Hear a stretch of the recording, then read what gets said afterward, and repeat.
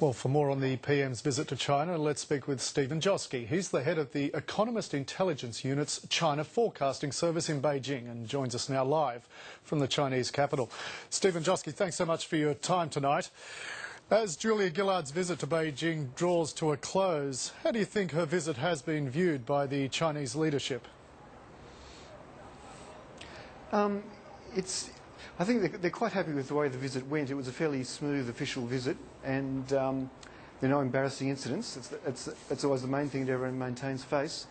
But it comes after a fairly difficult time in the past few years. There were a whole series of political tensions between the two countries over everything from Stern-Hu, even the Olympic torch relay, and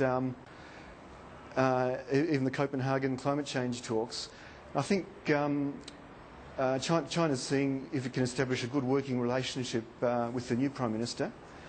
And the key thing they're looking for, I think, is a bit of clarity on some of the economic and defence issues. You know, how does Australia plan to juggle the US and China relationship? And they're probably looking for some clarity on our foreign investment policy.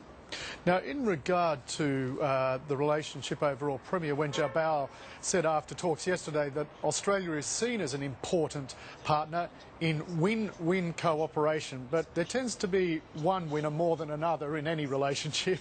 From your assessment, which way is this relationship tipping? In fact, I think Wen has actually summed it up quite well. Of all China's foreign relations, I think the relationship with Australia is the most complementary. We need their manufactured goods and investment, and they need our resources.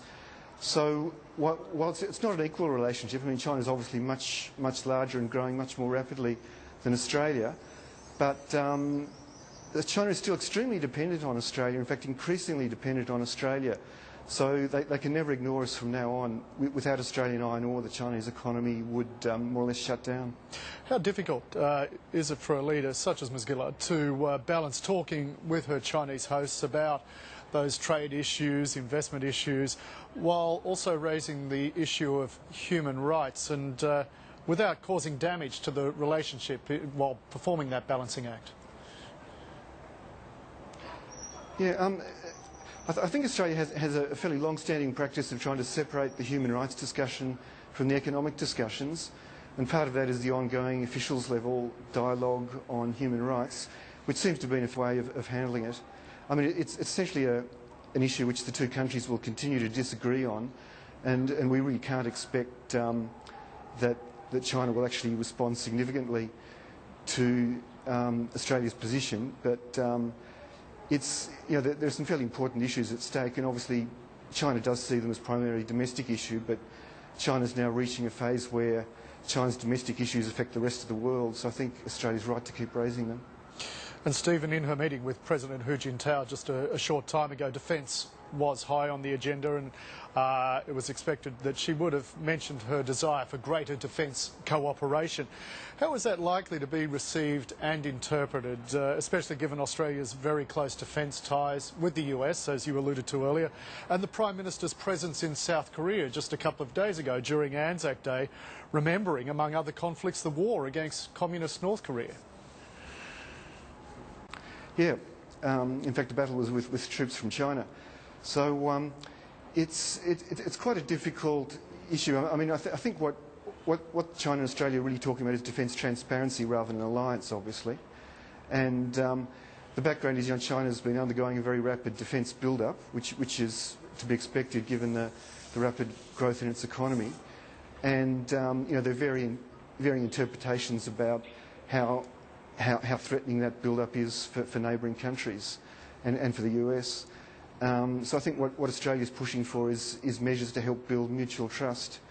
And it's not just Australia doing that, it's obviously the US is particularly concerned that they don't get into incidents with the US Navy and their Chinese counterparts that get out of control.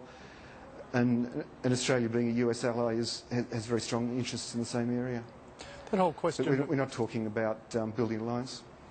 That whole question of mutual trust, that term you've just used, there was a report out here today about one of the Chinese newspapers saying that Australia had a conflicted attitude to China, and given the Lowy poll that was released here this week showed that while most Australians believe that China's growth is good for Australia, that many are also worried about too much Chinese investment here in this country, and about half worried about that growing military threat as China becomes ever stronger militarily. How accurate, therefore, do you think that comment was by that Chinese newspaper about our attitude being conflicted towards China? Well, there's an element of truth in it. Clearly, attitudes to China are overall, I think, fairly positive for a developed Western country in Australia. But we have seen some rising concerns about the level of Chinese investment, and there'll obviously be growing concern about China's military force in coming decades as it increases its capabilities, and that's inevitable. And I think we have to expect that in two countries which really have very different social and political systems, and as China grows and becomes more confident, we're actually going to get more disputes rather than less. So it's not going to be a smooth relationship going ahead, but it is very important that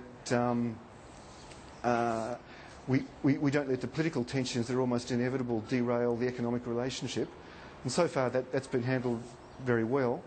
But I think we shouldn't be complacent. Political disputes are going to continue and probably will intensify, but they need to be managed proactively. Stephen Joske from the Economist Intelligence Unit's China Forecasting Service in Beijing tonight. Thanks so much for your time. Thanks, Scott.